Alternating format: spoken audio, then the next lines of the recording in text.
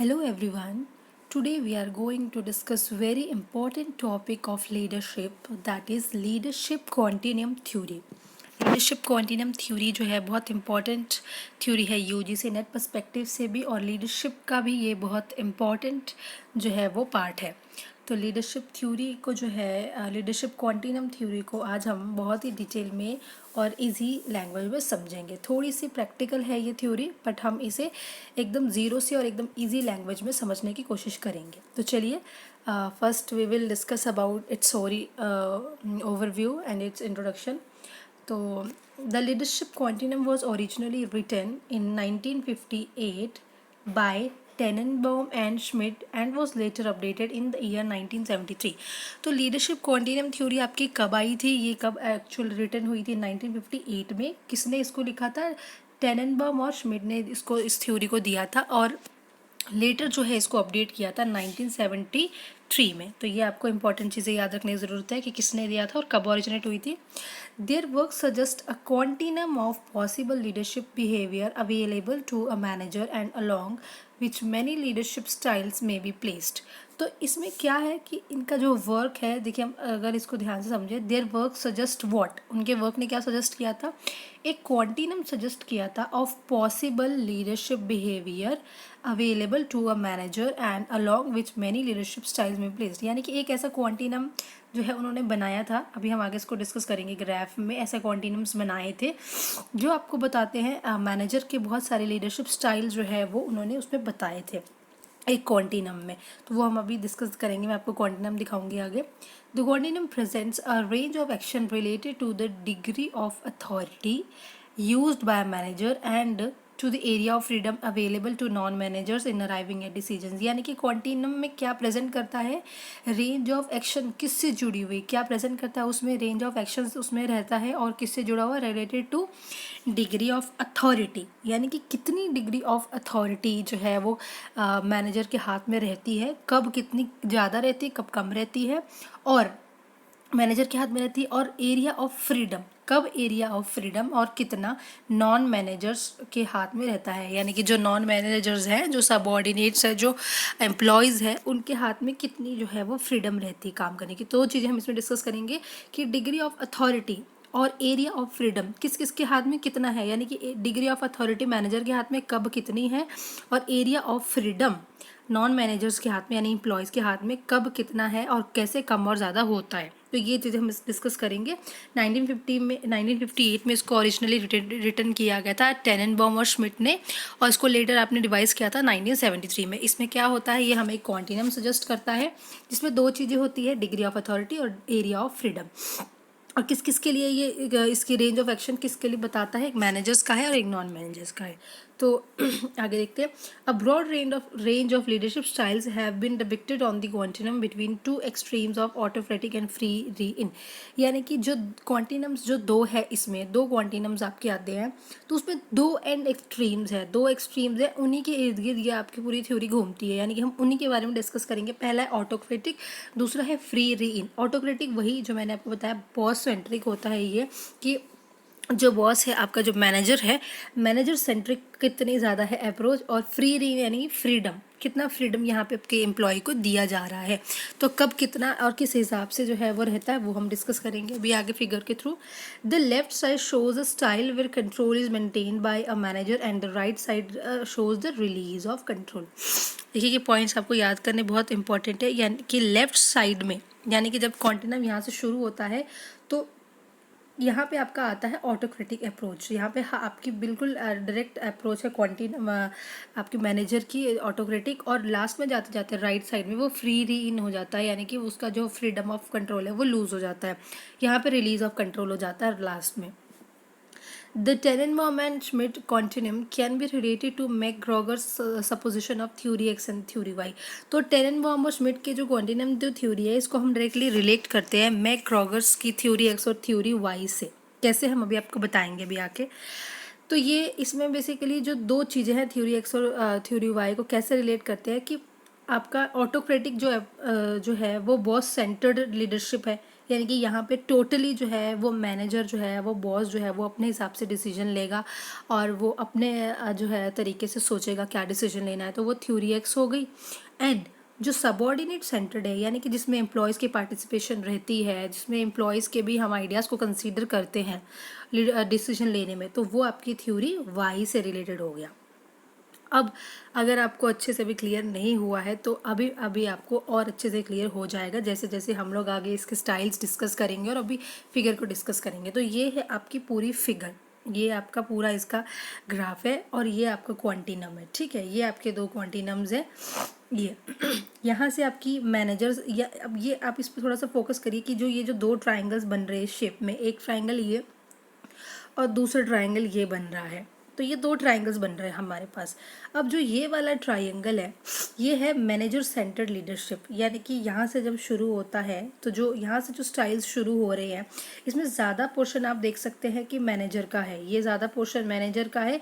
और नीचे देखिए आप बहुत ही कम जो है वो परसेंटेज आपका जा रहा है दूसरे ट्राइंगल का, यानी कि सबऑर्डिनेट सेंटर लीडरशिप का, ये दूसरा ट्राइंगल है। तो जितना ज़्यादा इसका एरिया होगा जितना कम इसका एरिया होगा उतना ज़्यादा आपके मैनेजर सेंटर्ड अप्रोच होगी, और जितना ज़्यादा फ्रीडम का एरिया रहेगा और कम बॉस सेंटर्ड का रहेगा तो उतना ज़्यादा आपको हम ये जो है वो कर पाएंगे कि बोल पाएंगे कि आपका यहाँ पे जो है रिलीज ऑफ कंट्रोल है, यानी सबऑर्डिनेट ओरिएंटेड अप्रोच है। तो जिस ये जो पोर्शंस आपके यहाँ बनाए गए हैं ट्राइंगल्स के हैं, यही हमें बताएंगे कि किसका कितना जो है वो शेयर है और कौन सी अप्रोच आपके बॉस सेंटर्ड है और सबऑर्डिनेट सेंटर्ड है। तो ये जो दो ट्राइंगल्स हैं आपके, इससे हम समझने की कोशिश करेंगे। तो यहाँ पे हमारे पास है 7 स्टाइल्स है। हम आज डिस्कस करेंगे 7 स्टाइल्स ऑफ लीडरशिप और 7 स्टाइल जो है वो मैनेजर के, कि वो जो डिसीजन लेने में मैनेजर को हेल्प करते हैं। 7 स्टाइल्स हमने पढ़ने हैं। तो जब हम शुरू करते हैं पहले स्टाइल से, जब हम शुरू करेंगे तो हम देखेंगे कि ये टोटली मैनेजर सेंटर्ड अप्रोच है। फिर दूसरे में थोड़ा सा यहाँ पे आपको देखेंगे कि लिटिल बिट ऑफ जो है वो एम्प्लॉयज़ की पार्टिसिपेशन है, और ज़्यादा बट यहाँ पर ज़्यादातर जो है अभी भी वो जो है वो लीडर का ही, आपके बॉस का ही रोल है। फिर थर्ड में अब थोड़ा सा आपका एम्प्लॉय का और पार्टिसिपेशन बढ़ जाएगा और मैनेजर सेंटर्ड का ज़्यादा रहेगा। फिर फोर्थ में आपका जो है वो सेम रहेगा, इक्वल रहेगा दोनों का पार्टिसिपेशन, मैनेजर का भी और जो है एम्प्लॉय का भी। वो दोनों जो है वो कंसल्ट करके एक दूसरे से बातचीत करके डिस्कस करके डिसीजन लेंगे। फिर यहाँ से आप देखेंगे कि थोड़ा सा पोर्शन जो है वो मैनेजर सेंटर्ड का कम होता जा रहा है और यहाँ पर इसका ज़्यादा हो रहा है, यानी कि यहाँ पर एम्प्लॉयज़ के आइडियाज़, एम्प्लॉयज़ की डिस्कशन ज़्यादा मैटर करती है और जो वो लोग बोलेंगे वही डिसीजन बॉस लेगा। देन 8 उसके बाद आपके नेक्स्ट वाली में भी बहुत ज़्यादा जो है वो पोर्शन आपका ये सबऑर्डिनेट का है और इसका बहुत ही कम है। एंड देन लास्ट वाले में टोटली आपकी आ जाती है सबऑर्डिनेट सेंटर्ड लीडरशिप आ जाएगी, यानी कि यहाँ पे लास्ट में पूरा का पूरा डिसीजन कौन लेगा, सबऑर्डिनेट लेगा। तो इस तरीके से ये जो है आपका ऐसे ग्राफ वर्क करेगा। अब हम स्टाइल्स जो है इसके साथ के साथ 7 स्टाइल्स है, अब हम इसे डिटेल में जो है बहुत इजीली डिस्कस करते हैं ताकि आपको हर एक स्टाइल जो है वो बिल्कुल क्लियर हो जाए, क्रिस्टल क्लियर। तो हम जो है वो पहले स्टाइल से शुरू करते हैं। सबसे पहला स्टाइल है आपका the manager decides and announces the decision. यहाँ पे क्या है कि जैसे हमने देखा था कि टोटली बॉस सेंटर्ड अप्रोच है। यहाँ मैनेजर क्या करता है, डिसाइड करता है डिसीजन और अनाउंस करता है सीधा डिसीजन। उसने अपने आप ही डिसीजन ले लिया और सीधा क्या किया, एम्प्लॉयज़ को बता दिया। तो यहाँ पे इसको हम टेल भी बोलते हैं। The manager identifies a problem, chooses a decision and announces this to subordinates, यानी कि मैनेजर ने आइडेंटिफाई करी क्या प्रॉब्लम आ रही है कंपनी में, उसने जो है खुद ही अपने हिसाब से डिसीजन चूज़ किया और सीधा उसको कन्वे कर दिया किसको, सबऑर्डिनेट्स को। The subordinates are not a party to the decision making process and the manager expects them to implement this decision as soon as possible. तो जैसा कि हमने देखा कि सबऑर्डिनेट्स जो है इस डिसीजन मेकिंग प्रोसेस में बिल्कुल भी उनका रोल नहीं है, वो उन पार्टी नहीं है। यानी कि मैनेजर ने जब डिसीजन लिया कंपनी की प्रॉब्लम के लिए तो उन्होंने एम्प्लॉयज़ से डिस्कस नहीं किया और उसने एम्प्लॉयज़ को नहीं इसके बारे में पूछा। तो यहाँ पे उसने खुद ही डिसीजन लिया और अब वो ये एक्सपेक्ट करता है अपने एम्प्लॉयज़ से कि वो इसको जल्दी से जल्दी डिसीजन को फॉलो करें। The team may well perceive that the manager has not considered the team's welfare at all, यानी कि यहाँ पे टीम को शायद ऐसा लग सकता है कि मैनेजर ने जो है उनकी जो वेलफेयर जो है उसको कंसीडर नहीं किया गया है, यानी कि उनके बारे में नहीं सोचा है। शायद ऐसा टीम को लग सकता है, क्यों? बिकॉज उन्होंने जो है मैनेजर ने जो है वो डिसीजन मेकिंग प्रोसेस में उन्हें इन्वॉल्व नहीं किया। तो ये totally boss centred manager centred approach है आपकी, जिसमें वो खुद ही प्रॉब्लम आइडेंटिफाई करता है, खुद डिसीजन जो है वो लेता है, खुद अपने क्या कंपनी के बेनिफिट हो सकता है उस हिसाब से वो चूज़ करता है डिसीजन, और जो है वो एक ऑर्डर की तरह अपने एम्प्लॉयज़ पे सबॉर्डिनेट पे जो है वो उनको अनाउंस करता है and tell them to follow the decision as soon as possible. So ये आपकी जो अप्रोच है वो पूरी क्या है, टास्क बेस्ड डिसीजन है, पूरा प्रोडक्शन बेस्ड डिसीजन है, टास्क बेस्ड। क्योंकि यहाँ पे मैनेजर को शायद जो है यहाँ पे जो मैनेजर जो है सपोज उसने इस तरीके का डिसीजन इसलिए लिया क्योंकि उसको प्रोडक्शन बढ़ाना है, उसे कोई भी चीज़ जो है उसे ऐसा लग रहा है कि ये डिसीजन लेना बहुत इंपॉर्टेंट है कंपनी के लिए। तो यहाँ पे टोटली वो टास्क बेस्ड डिसीजन है जो कि आपका रिलेट करता है theory x of management style से।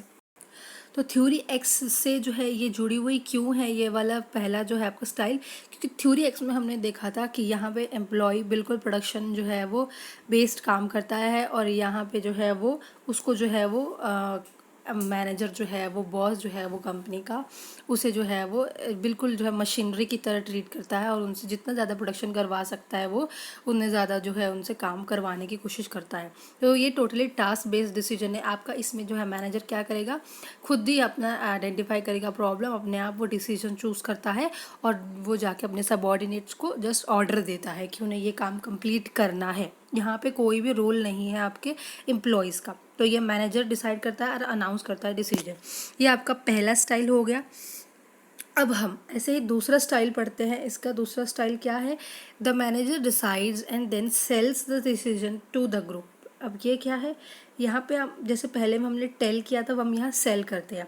तो the decision is chosen by the manager only, but he understand that there will be some amount of resistance from those faced with the decision and therefore makes efforts to persuade them to accept it. अब यहाँ पे क्या है कि although manager has already taken the decision, उसने जो है decision ले लिया है, but he will try to convince the employees, he will make sure कि जो है उन लोगों को जो है वो परसुएट करेगा, यानी कि उनको समझाएगा कि ये डिसीजन जो है वो उनके ही बेनिफिट के लिए लिया गया है, उन्हें ये कन्विंस करने की वो कोशिश करेगा। बट यहाँ पे डिसीजन जो है वो टोटली मैनेजर ने ही लिया है, पर यहाँ पे वो थोड़ा सा जो है वो उनको अंडरस्टैंड कराने की कोशिश करेगा, क्योंकि उसे पता है कि थोड़ा सा जो है रेसिस्टेंस जो है वो एम्प्लॉयज़ की तरफ से आ सकता है। तो उनके जो क्वेश्चंस है या उनके जो प्रॉब्लम्स है वो उन्हें उस मैनेजर को पहले से ही पता है। तो इसलिए वो क्या करेगा कि थोड़ा बहुत उन्हें समझाने की कोशिश करेगा और उन्हें ये फील करवाएगा, वो परसुएट करेगा कि ये जो डिसीजन लिया गया है उन्हीं के बेनिफिट और उन्हीं के आइडिया से जुड़ा हुआ डिसीजन का मैनेजर ने लिया है। तो यहाँ पे manager will show little concern for the team. तो टीम के लिए वो थोड़ी सी कंसर्न यहाँ पे सेकंड आपके स्टाइल में शो करेगा।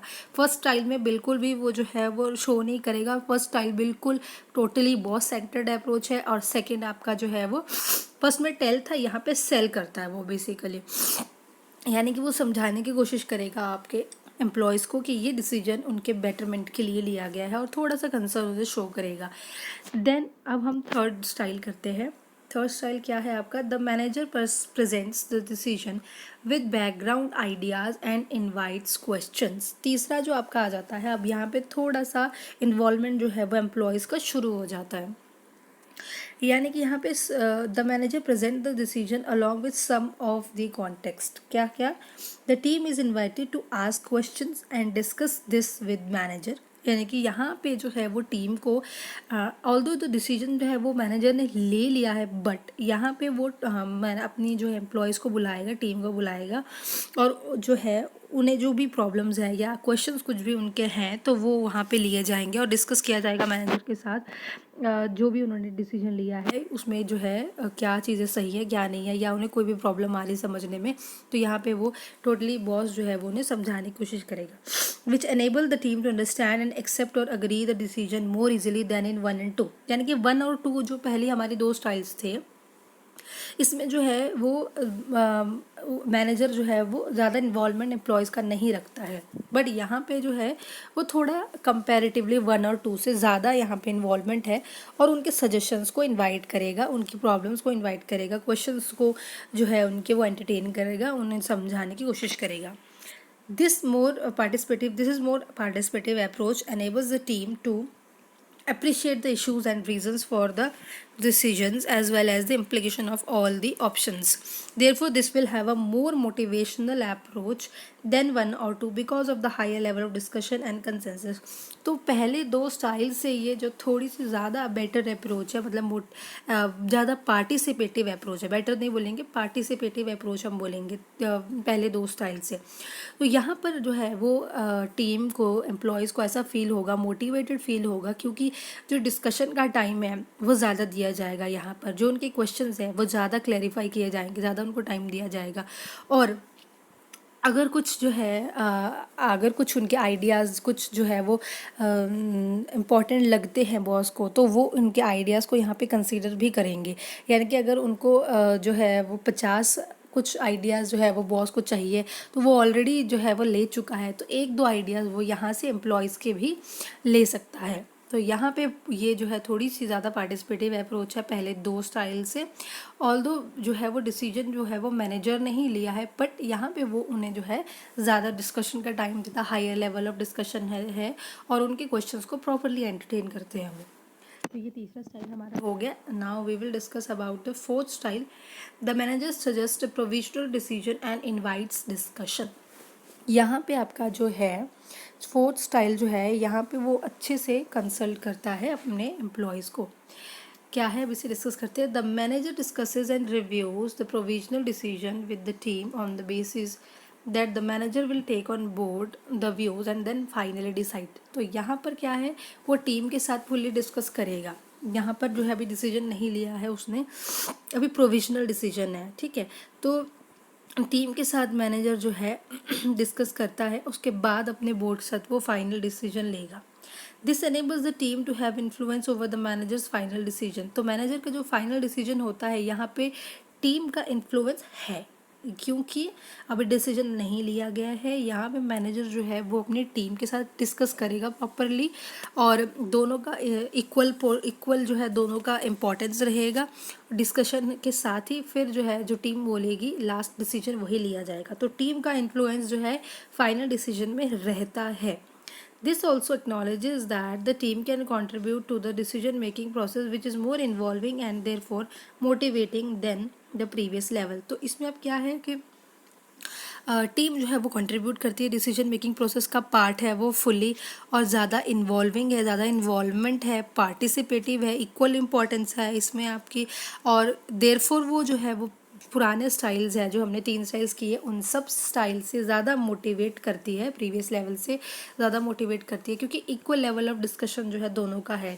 मैनेजर और जो एम्प्लॉयज़ है दोनों के डिस्कशन के बाद ही फाइनल जो है डिसीजन लिया जाता है मैनेजर्स के द्वारा. और जो है यहाँ पे पूरी जो है वो कंसीडरेशन दी जाती है एम्प्लॉयज़ के आइडियाज़ को और उनकी चीज़ों को. तो ये 4th हमारा स्टाइल हो गया है. अब हम करते हैं 5th style. The manager presents the situation और problem, get suggestion then decide. अब 5th जो है आपकी अप्रोच जो है, यहाँ पर क्या है,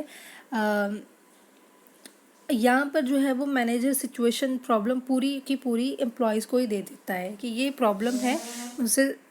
इस स्टाइल में जो है आपके बहुत ज़्यादा इन्फ्लुएंस जो है वो टीम का रहता है. जो भी हमने 4 स्टाइल्स अभी तक पढ़े हैं उन सबसे ज़्यादा जो है इन्वॉल्वमेंट रहता है.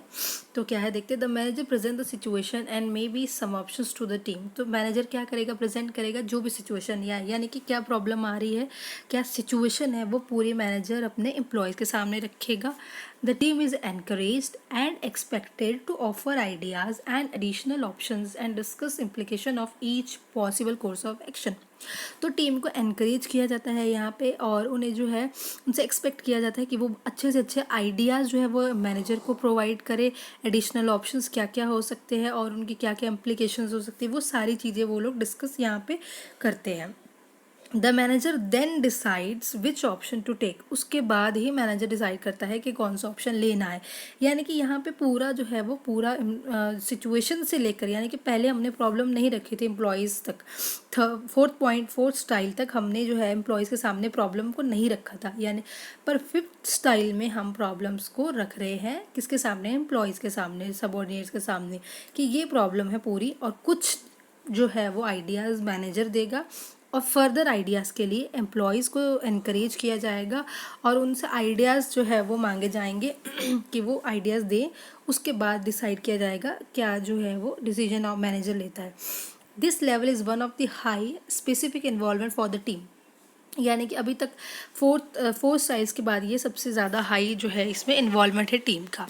It is particularly appropriate when the team has more detail knowledge और experience of the issues than the manager. तो ये पर्टिकुलरली आपकी तब अप्रोप्रिएट होती है जब टीम के पास ज़्यादा एक्सपीरियंस और ज़्यादा नॉलेज होता है इश्यूज़ का, यानी कि जो प्रॉब्लम आ रही है, क्योंकि टीम आपकी काम करती है, प्रोडक्शन में टीम इन्वॉल्व होती है, तो ज़्यादा वो समझ सकती है कि कहाँ क्या प्रॉब्लम आ रही है, क्या कौन सी चीज़ हमें जो है वो सही करनी चाहिए। तो उस इसलिए जो है यहाँ पर मैनेजर जो है वो एम्प्लॉयज़ के साथ बैठ के और डिसीजन लेता है, क्योंकि उन्हें ज़्यादा मालूम है क्या इशू आ रहा है, मार्केटिंग में इशू है या आपका रॉ मटेरियल में इशू आ रहा है, प्रोडक्शन में या जो है डिज़ाइनिंग में इशू है, या कहाँ एरर आ रहा है। तो therefore the team's deep involvement and high influence provide result in higher motivation and freedom than any previous level. तो यहाँ पे एम्प्लॉयज़ को भी थोड़ा सा फ्रीडम है जो है वो, क्योंकि उनकी चीज़ों को कंसीडर किया जाता है और क्योंकि वो लोग प्रोडक्शन में फुली इन्वॉल्व होते हैं, तो इसलिए बॉस जो है वो उनकी डिसीजंस को एंटरटेन करता है फुली। तो यहाँ पे आपको फ्रीडम भी थोड़ा सा दे दिया जाता है और हाई लेवल ऑफ इन्वॉल्वमेंट आपकी है एम्प्लॉयज़ की, तो उसके बाद ही मैनेजर डिसीजन लेता है। तो ये फिफ्थ स्टाइल हमने कर ली। चलिए अब हम सिक्स्थ स्टाइल जो है वो करते हैं इसका। सिक्स स्टाइल क्या बोलता है, the manager explains the situation, यानी कि मैनेजर एक्सप्लेन करता है सिचुएशन, जो प्रॉब्लम है कंपनी के अंदर जिसलिए डिसीजन लेना है मैनेजर को, वो यहाँ पर भी क्या करता है, मैनेजर एक्सप्लेन करता है सिचुएशन अपने एम्प्लॉयज़ को, defines the parameters and ask them the team to decide, यानी कि उनको उनके पैरामीटर्स यानी उनकी लिमिट जो है वो बता देता है कि कितना वो अथॉरिटी जो है यूज़ कर सकते हैं, और उन्हें आस्क करता है डिसीजन लेने के लिए, उन्हें वो बोलता है। यानी कि यहाँ पर जो है वो आपका 80% जो है वो रोल है आपका किसका, एम्प्लॉयज़ का, और 20% जो है आपका बॉस का है। तो यहाँ पर जो है फ्रीडम जो है वो बहुत ज़्यादा जो है वो दिया जा रहा है एम्प्लॉयज़ को। उन्हें जो है वो मैनेजर सारी सिचुएशन एक्सप्लेन कर देता है, उनके पैरामीटर्स अथॉरिटी बता देता है कि कितना वो लिमिट यूज़ कर सकते हैं कितना नहीं, और उन्हें डिसीजन लेने के लिए जो है वो मैनेजर बोलता है। At this level the manager has effectively delegated responsibility to the team within the manager stated limits. तो यहाँ पर जो लिमिट है मैनेजर की वो उन्हें बता देता है, कन्वे कर देते हैं, और वो फुली जो है वो डिसीजन ले सकते हैं फुल फ्रीडम के साथ। The manager may or may not choose to be a part of the team which decides, यानी कि मैनेजर शायद यहाँ पे पार्ट हो सकता है और नहीं भी हो सकता है डिसीजन मेकिंग प्रोसेस का। While this level appears to be gives a huge responsibility to the team, तो इस लेवल में बहुत ह्यूज रिस्पॉन्सिबिलिटी टीम को दी जाती है, क्योंकि यहाँ पे टीम ही पूरा डिसीजन लेती है। The manager can control the risk and outcomes to an extent according to the constraint and that is stipulates। तो मैनेजर जो है ऑब्वियसली कंट्रोल करेगा रिस्क को। यहाँ पर 20% रोल अभी मैनेजर का है, बस उन्होंने जो है अथॉरिटी और रिस्पॉन्सिबिलिटी उनको डिफाइन कर दी है सबऑर्डिनेट्स को कि कहाँ तक वो लोग कितने लिमिट तक जो है एक्सीड कर सकते हैं, और उन्हें सिचुएशन एक्सप्लेन कर दी है, और अब वो डिसीजन जो है वो अपने हिसाब से चूज़ करेंगे। तो यहाँ पे कंपनी का टीम का जो है वो मैच्योर होना बहुत ज़रूरी है। This level is more motivational than any previous one, तो सबसे ज़्यादा अब मोटिवेशनल है ये, thus requiring a mature team for any serious situation problem. तो बट यहाँ पे टीम जो है वो मैच्योर होनी चाहिए, क्योंकि सीरियस सिचुएशंस जो है सीरियस सिचुएशंस है, और यहाँ पे मैनेजर जो है वो डिसीजन नहीं ले रहा है, टीम डिसीजन लेगी, तो टीम जो है वो मैच्योरली एक्ट करे, ये ज़रूरी है। Remember that the team must get the credit for all the positive outcomes for the decision, while the manager remains accountable for any resulting problems or disaster।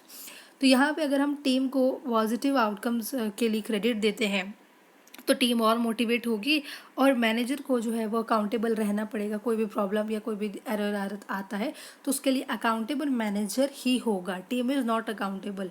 Team को सिर्फ है अपना काम करना है, ये मैनेजर ने जो है उन्हें असाइन किया है वर्क, बट अकाउंटेबल अभी मैनेजर ही है, क्योंकि 20% जो रोल है अभी मैनेजर का है।